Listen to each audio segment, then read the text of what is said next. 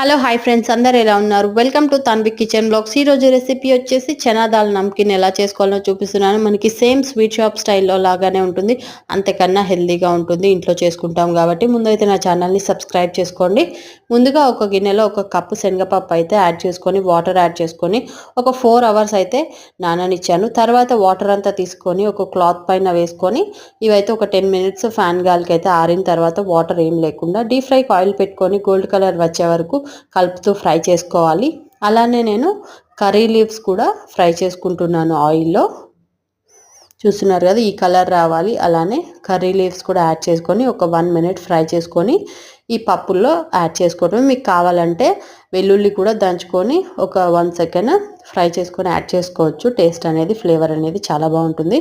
దాంట్లోకి ఉప్పు, కారం, ధనియాల పొడి యాడ్ చేసి మిక్స్ చేసుకొని సర్వ్ చేసుకోవడం చాలా బాగుంటుంది. ట్రై చేయండి ఒకసారి. Thank you for watching.